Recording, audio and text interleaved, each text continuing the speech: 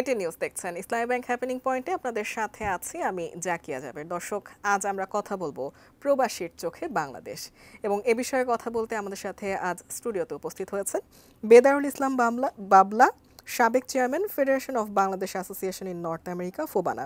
এবং দর্শক, আমরা আরেকটু জানিয়ে রাখতে চাই, আমাদের আজকের যিনি অতিথি তিনি কিন্তু 2000 সালে ম্যাডিসন স্কয়ার গার্ডেনে কনভেনশনের দায়িত্ব পালন করেছেন, এবং 2015 সালে নিউ ইয়র্কেও তিনি কনভেনশনের দায়িত্বে ছিলেন। এবং দীর্ঘদিন ধরে তিনি কিন্তু নিউ ইয়র্কে থেকে বাংলাদেশের সাহিত্য সংস্কৃতি সর্বোপরি বাংলাদেশকে তিনি প্রমোট করেছেন। ভূমিকা আর দীর্ঘ করছি না, আমরা চলে যাচ্ছি আমাদের অতিথির কাছে। বেদারুল ইসলাম বাবলা, আপনাকে স্বাগত জানাচ্ছি আমাদের আজকের আয়োজনে। ধন্যবাদ আপনাকে, ধন্যবাদ এটিএন নিউজকে আজকের এই অনুষ্ঠানে আমাকে আমন্ত্রণ জানানোর জন্য। অসংখ্য ধন্যবাদ এবং কৃতজ্ঞতা। জি, আমরা 38তম ফোবানার বিষয়ে গতকালই সংবাদ সম্মেলনে জানতে পেরেছি। 30 অগস্ট থেকে 1 সেপ্টেম্বর পর্যন্ত এই যে 38তম ফোবানা যে সম্মেলন বা আয়োজন, সেটি কিন্তু হতে যাচ্ছে। একটু জানতে চাই যে কি কি আয়োজন এবার থাকছে এবং সব মিলিয়ে প্রস্তুতিটা কেমন? ধন্যবাদ। 38তম ফোবানা সম্মেলন হচ্ছে, আপনি যেভাবে বলেছেন, মিশিগান অঙ্গরাজ্যের ডেট্রয়েট শহরে। এর আগে 2003 সালে তারা সম্মেলনের দায়িত্বে ছিলেন এবং একটা চমৎকার সম্মেলনের উপহার দিয়েছিলেন, এবং দীর্ঘদিন পর আবার ওনারা সেই দায়িত্ব পালন করছেন। তো আমাদের প্রিপারেশন মোটামুটি, আমাদের ভেন্যু ঠিক হয়েছে, আমাদের আমন্ত্রিত অতিথিদের করা হয়েছে। সম্ভাব্য আমন্ত্রিত অতিথি আছেন আমাদের মাননীয় পররাষ্ট্রমন্ত্রী, মাননীয় সাংস্কৃতিক মন্ত্রী, আমরা ইনভাইট করেছি, এবং দেশের বুদ্ধিজীবী থেকে শুরু করে শিল্পীরা আছেন যারা, তাদের পরিবেশনা থাকবে। এবং সেখানটায় আমরা একটা বিশাল আয়োজন থাকে ফোবানা। আজ আর শুধু একটা কালচারাল প্রোগ্রাম নয়, সেখানে আমাদের বিজনেস নেটওয়ার্কিংটা থাকে, আমাদের ওয়ামেন এম্পাওয়ারমেন্টের যে সেমিনারগুলো থাকে, আমাদের স্কলারশিপ প্রোগ্রাম যেটা নিয়ে সেটাও থাকে, এবং নতুন প্রজন্মের মাঝে যে আমাদের বাংলাদেশের সাহিত্য সংস্কৃতি, সেটাকে তারা একটা বিভিন্ন দেশে সাংস্কৃতিক পরিমণ্ডলে পরিচালিত হচ্ছে, এবং সেখানটায় আমাদের সাহিত্য সংস্কৃতিকে তাদের মাঝে তাদের চিন্তা ভাবনা মননে প্রতিস্থাপন করাই আমাদের লক্ষ্য, এবং এটা নিয়ে বিশাল একটা কর্মযজ্ঞ চলছে। জি, কি কি আসলে অ্যাচিভ করেছেন এখন পর্যন্ত? এই যে ফোবানার 38তম সম্মেলন হতে যাচ্ছে, এর আগে 37টি সম্মেলন হয়ে গিয়েছে, একটু যদি জানতে চাই অ্যাচিভমেন্ট কিংবা অর্জনের জায়গাগুলো। আসলে ফোবানার আমাদের অগ্রজরা যখন 1987 সনে এই ফোবানা যে ব্রেইন চাইল্ড যাদের, তাদের একটা চিন্তা ছিল যে যেখানেই বাংলাদেশ, যেখানেই বাংলা ভাষা, সেখানটাই বাংলাদেশ। এই থিমটাকে নিয়ে ধারণ করে, এবং সত্যিকার অর্থে আমি যেটা আগেও বলেছি যে আমাদের নতুন প্রজন্মের মাঝে আমাদের ফেলে আসা সংস্কৃতি সাহিত্যকে, আমাদের প্রজন্ম যারা বেড়ে উঠছে, একসময় যাতে আমাদের সংস্কৃতিটা তাদের মাঝ থেকে বিলীন না হয়ে যায়, তারা যে রুটসে আছে, যে শেকড়ের সাথে যে কানেক্টিভিটিটা, সেটাই আমরা ধরে রাখার চেষ্টা করছি, এবং অনেক ক্ষেত্রে সফল হয়েছি, এবং আমাদের অনেক পথ এখনো বাকি আছে। জি, এই যে ব্যবসায়িক নেটওয়ার্কের কথা বলছিলেন আপনি, ব্যবসায়িক যেই সেতু বন্ধন যুক্তরাজ্যে যারা প্রবাসী রয়েছেন এবং বাংলাদেশের মধ্যে, সেটির ক্ষেত্রে আসলে ফোবানা কিভাবে কাজ করছে? বিদেশি বিনিয়োগের ক্ষেত্রে আসলে তারা কোনো ধরনের কাজ করছে কিনা, কিংবা কোনো ধরনের অর্জন আছে কিনা? ধন্যবাদ, চমৎকার একটি প্রশ্ন।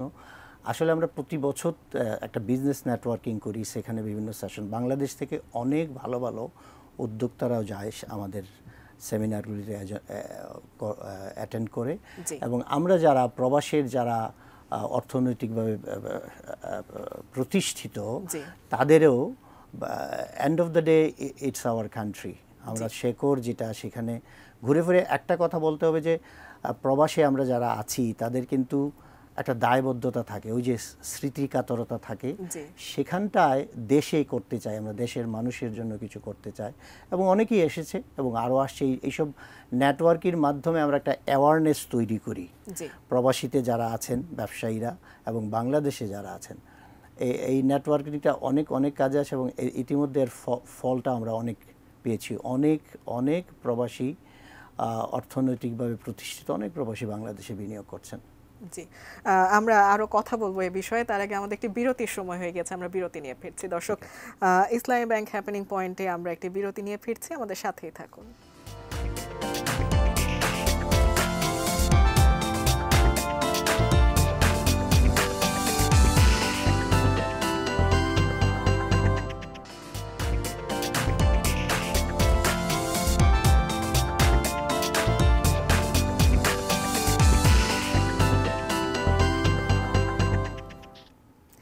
এটি নিউজ দেখছেন, ইসলামী ব্যাংক হ্যাপেনিং পয়েন্টে আপনাদের সাথে আছি আমি জাকিয়া জাবের। দর্শক, আজ আমরা কথা বলছি প্রবাসীর চোখে বাংলাদেশ, এবং এ বিষয়ে কথা বলতে আমাদের সাথে আজ স্টুডিওতে উপস্থিত আছেন বেদারুল ইসলাম বাবলার সাবেক চেয়ারম্যান ফোবানা। আমরা বিরতির আগে 38তম ফোবানা নিয়ে কথা বলছিলাম, এবং ফোবানা এখন পর্যন্ত কি কি অ্যাচিভ করেছে সেসব বিষয়গুলো নিয়েও কথা বলছিলাম। একটু যদি জানতে চাই যে প্রবাসীরা আসলে বর্তমানে যে বাংলাদেশের যে অগ্রগতি সেটিকে আসলে কিভাবে দেখছে, কিংবা প্রধানমন্ত্রী শেখ হাসিনার যে স্মার্ট বাংলাদেশের ঘোষণা, সেই বিষয়টি নিয়ে প্রবাসীদের মাঝে উৎসাহ উদ্দীপনা কেমন? ধন্যবাদ, একটা চমৎকার প্রশ্ন করেছেন। আসলে আমরা যারা প্রবাসে থাকি এবং সর্বক্ষণ কিন্তু আমাদের চোখ থাকে দেশের প্রতি, যেহেতু দেশের প্রতি একটা মমত্ববোধ আছে। বঙ্গবন্ধু কন্যা মাননীয় প্রধানমন্ত্রী যে তার বলিষ্ঠ নেতৃত্বে যে কাজগুলি হচ্ছে আমরা অত্যন্ত পজিটিভভাবে দেখি। বিশেষ করে তার যে দৃঢ় সংকল্পের কারণে পদ্মা সেতু হয়েছে, বা মেট্রো রেল, বা কর্ণফুলীর যে বিষয়গুলো, এবং এই যে টোটাল যোগাযোগ ব্যবস্থার যে একটা বিপ্লব ঘটিয়েছেন মাননীয় প্রধানমন্ত্রী, সেটাতে প্রত্যেকটা প্রবাসী পৃথিবীর যে প্রান্তেই আছেন যখন দেশে আসি সেটাকে অ্যাপ্রিসিয়েট করেন, হাইলি অ্যাপ্রিসিয়েট করেন। এবং আগামীতে আমরা যে বাংলাদেশকে দেখতে চাই, এবং মাননীয় প্রধানমন্ত্রী যে স্মার্ট বাংলাদেশ কথা বলেছেন, বঙ্গবন্ধু যে স্বপ্ন ছিল, সেই স্বপ্নের বাস্তবায়নে অদম্য গতিতে আমি মনে করি বাংলাদেশ এগিয়ে যাবে।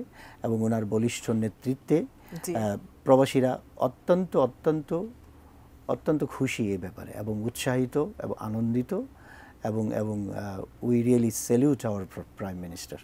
জি, আচ্ছা, একটু যদি জানতে চাই যে প্রবাসে যারা আছেন, যারা অভিভাবক সন্তানের, তারা আসলে সন্তানদের বড় করে তোলার ক্ষেত্রে বাংলাদেশের যে সাহিত্য সংস্কৃতি বা বাংলাদেশের যে সংস্কৃতি, সেটি আসলে তাদের সন্তানদের মাঝে তুলে ধরার ক্ষেত্রে তারা কিভাবে কাজ করতে পারেন, আপনি যদি কোনো গাইডলাইন কিংবা পরামর্শ তাদেরকে দিতে চান। ধন্যবাদ। আমি প্রথমেই যেটা বলি যে সর্বপ্রথম প্যারেন্টসদেরকে তাদের ছেলে মেয়েদেরকে সময় দিতে হবে। জি, time is the very important factor. আমরা যেটা প্রবাসে করি, প্রবাসের অনেক ব্যস্ততম লাইফ থাকে, তো ছেলে মেয়েদেরকে আমরা সময় দিই না, এবং একটা সময় তারা মনে করে যে দে আর বিং লেফট আউট। তাদের যে অভিব্যক্তি বা অনুভূতিগুলি প্রকাশ করতে পারে না, যে প্যারেন্টসের সাথে কানেক্টিভিটিটা টোটালি মিসিং। তো এইখান থেকে তাদের ভিতরে একটা হতাশা ক্রিয়েট হয়। অত্যন্ত দুঃখজনক বলে সত্য যে নিউ ইয়র্কে বেশ কিছু টিনএজের সুইসাইডাল ঘটনা ঘটেছে, এবং এই প্রত্যেকটার পিছনে আমরা অনুসন্ধান করে দেখেছি যে এটার পিছনেও যে মা বাবার অবহেলা। একটা ইয়াং ছেলে বড় হচ্ছে কিন্তু সে কোথাও কিছু বলতে পারছে না, কারণ তার মা বাবা এত বিজি। তো সেদিকে আমি প্যারেন্টসদেরকে বলবো, আপনারা সময় দিন প্লিজ, সময়, টাইম, কোয়ালিটি টাইম যেটাকে বলে, তাদের সাথে কথা শুনুন, listen to them, here them, যে তারা কি বলতে চাচ্ছে। আমি ব্যক্তিগতভাবে বলছি, আমার কথা হয়তো প্রশংসা হয়ে যায়, আমার দুটো ছেলে সন্তান, দুটোই আল্লাহর রহমতে মাস্টার্স করে পড়াশোনা করে ভালো চাকরি করছে, কিন্তু শুনলে ওরা বাংলায় কথা বলে, পরিষ্কার করে বাংলায় লিখতে পারে, বাংলায় পড়তে পারে। আমি সেখানটায় আমি এমফাসিস দিয়েছি, এবং এটাতে আমার পিছনে এজ এ প্যারেন্টস হিসাবে আমি সে জায়গাটায় কাজ করেছি। এবং আমি অনুরোধ করব যারাই পৃথিবীর সমস্ত প্রান্তে আছেন, হ্যাঁ, সামাজিক অবস্থানে হয়তো আমরা অনেক কঠিন হয়, কিন্তু তারপরেও ইচ্ছা থাকলে কিন্তু হয়। এবং সময়টা দিন আপনার ছেলে মেয়েদেরকে, ডেফিনেটলি তারা they will be guided properly. জি, একটু যদি জানতে চাই যে ফোবানা নিয়ে আমরা বিরতির আগে কথা বলছিলাম, তারা কিভাবে কাজ করছে, তাদের কি কি অ্যাচিভমেন্ট এখন পর্যন্ত, একটু যদি জানতে চাই এই যে 3 দিনের সম্মেলনটি হয়ে থাকে, এর বাইরে আসলে ফোবানা আর কি কি ধরনের কাজ করে থাকে? ধন্যবাদ। ফোবানাতে বিগিনিংয়ে কিন্তু শুধু ওই 3 দিনের সম্মেলনের মাঝে সীমাবদ্ধতা ছিল, কিন্তু লেটলি আমাদের 26টা সাব কমিটি আছে বিভিন্ন সেক্টরে, সেখানে ওয়ামেন্স এম্পাওয়ারমেন্ট থেকে শুরু করে ছেলে মেয়েদের শিক্ষা খাতের স্টাইপেন্ড, স্কলারশিপ প্রোগ্রাম, আমরা সেই জিনিসগুলি এবং নিউ জেনারেশনকে আমাদের সাথে একত্রিত করে, ওই যে আমরা আগের প্রশ্নে যেটা বলেছিলাম যে প্যারেন্টসদের সাথে, সেই বিষয়গুলি আমরা একত্রিত করি, এবং সেখানটায় অ্যানালাইসিস করে কোথায় কি হচ্ছে না হচ্ছে সেটাই আমরা ফোকাস করি। আপনি শুনলে আশ্চর্য হবেন, আমরা প্রতিটা দুর্যোগময় মুহূর্তে বাংলাদেশের, যেহেতু আমাদের স্বদেশ, আমাদের জন্মভূমি, আমরা সেই জায়গাটায় ঝাঁপিয়ে পড়ি সাহায্য ক্ষেত্রে। আমরা প্রতিটা রমজান মাসে আমাদের সাথে আমাদের একটা স্কাউট আছেন বাংলাদেশে যারা, তাদের মাধ্যমে আমরা রিসেন্টলি MOU সাইন করতে যাচ্ছি আমরা অতীতেও তাদের মাধ্যমে, যারা দুর্ভিক্ষ অঞ্চল যেমন নীলফামারী, রংপুরের কিছু অঞ্চল রোজার সময় খাদ্য পাচ্ছে না, ঈদের সময় উপহার সামগ্রী দেওয়া থেকে শুরু করে আমরা এগুলি করি। এবং আরেকটা জিনিস, কোভিডের সময় আপনি জানেন পুরো অচল অবস্থা ছিল, নিউ ইয়র্কেও অনেক খারাপ অবস্থা ছিল। আমি ব্যক্তিগতভাবে আমি এবং জাকারিয়া চৌধুরী থেকে শুরু করে আমরা অনেক নেতৃস্থানীয় ব্যক্তিরা আমরা ঘরে ঘরে খেয়ে মুখোশ পরে এয়ারটাইট করে তাদের বাড়িতে আমরা খাবার দিয়েছি, সাহায্য করেছি। এই মানবিক কাজগুলো আমরা করি কিন্তু ফোবানার প্ল্যাটফর্মের মধ্যে দিয়ে। আমরা আসলে আরও জানতাম, আরও আপনারা কিভাবে কাজ করছেন সেগুলো জানার আরও ইচ্ছা ছিল, কিন্তু আমাদের আসলে সময়ের বেশ স্বল্পতা, আমাদের আজকের আয়োজন এখনই শেষ করতে হচ্ছে। আপনাকে অসংখ্য ধন্যবাদ, আজ আপনি আমাদের সাথে যুক্ত হয়েছেন। ধন্যবাদ আপনাদেরকে, আবারও ATN নিউজকে অসংখ্য ধন্যবাদ। জি দর্শক, ইসলামী ব্যাংক হ্যাপেনিং পয়েন্টে আজকের আয়োজন এখনকার মতো এই পর্যন্তই। প্রবাসীর চোখে বাংলাদেশ এ বিষয়ে আমরা কথা বলছিলাম। আমাদের সাথে উপস্থিত ছিলেন বেদারুল ইসলাম বাবলা, সাবেক চেয়ারম্যান ফোবানা। আমাদের আজকের আয়োজন এখনকার মতো এই পর্যন্তই। এতক্ষণ সাথে থাকার জন্য সবাইকে ধন্যবাদ।